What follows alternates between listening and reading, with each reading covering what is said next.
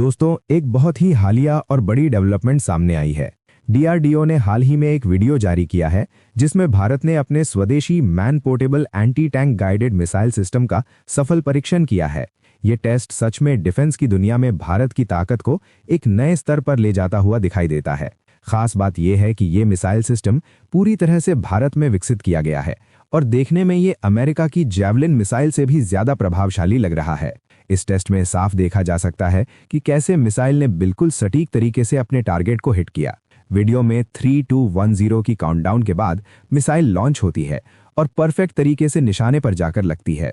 दोस्तों, ये missile 3rd generation की है और ये फायर एंड फॉरगेट टेक्नोलॉजी पर काम करती है। अब आप सोच रहे होंगे कि ये टेक्नोलॉजी क्या होती है। पहले के समय में जब टैंक को नष्ट करना होता था तब ऐसे हथियार इस्तेमाल होते थे जिनमें 2 लोगों की जरूरत पड़ती थी। एक व्यक्ति हथियार संभालता था और दूसरा उसे फिट करता था। मिसाइल छोड़ने के बाद भी एक वायर के जरिए उसे लगातार कंट्रोल करना पड़ता था ताकि वो जाकर टैंक को हिट कर सके।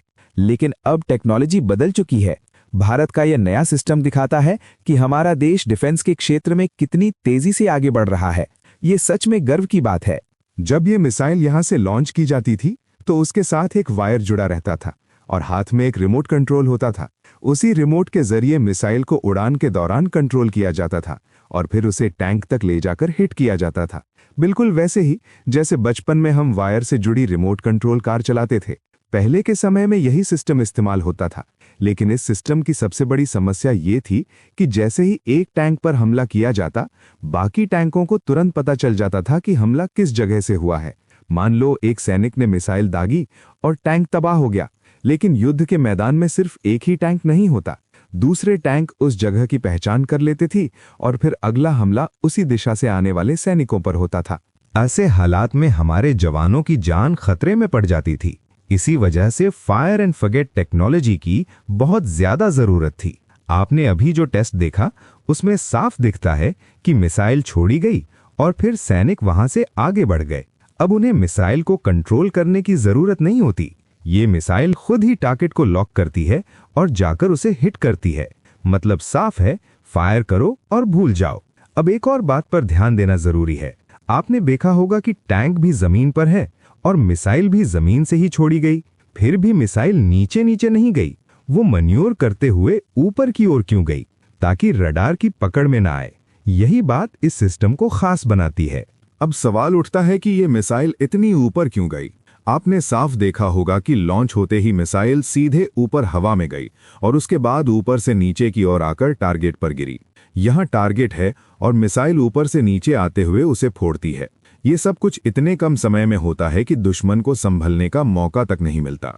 अब आप कह सकते हैं कि मिसाइल नीचे नीचे मैन्यूवर करते हुए क्यों नहीं आई, ताकि रडार की पकड़ में ना आए, लेकिन ऐसा मामला नहीं है।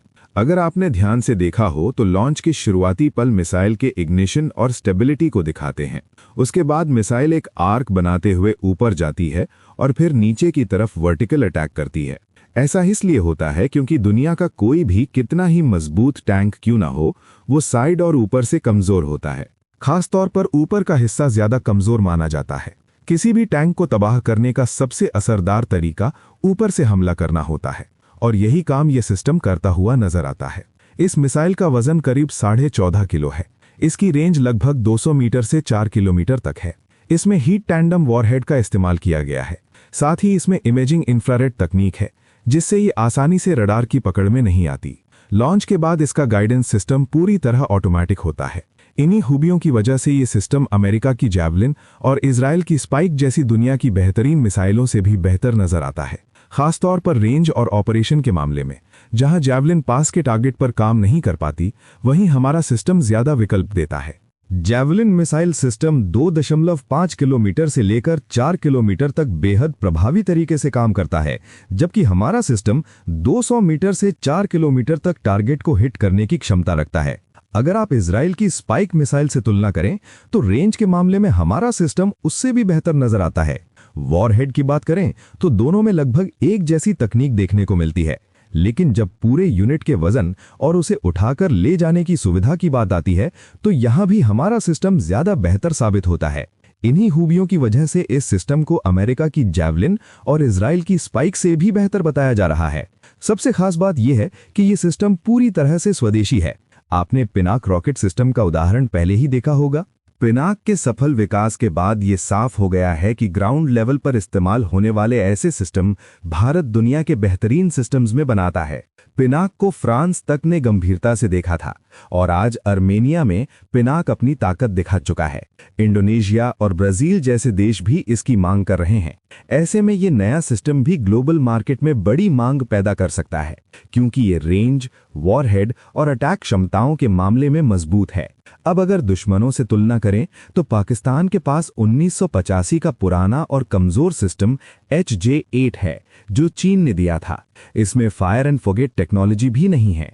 चीन के पास HJ-8 और HJ-12 हैं, जिनमें HJ-12 कुछ हद तक चुनौती दे सकता है, लेकिन फिर भी थर्ड जनरेशन टेक्नोलॉजी, बेहतर रेंज, मजबूत वॉरहेड और सटीक स्ट्राइक क्षमता के कारण भारत का ये सिस्टम ज्यादा भरोसेमंद नजर आता है।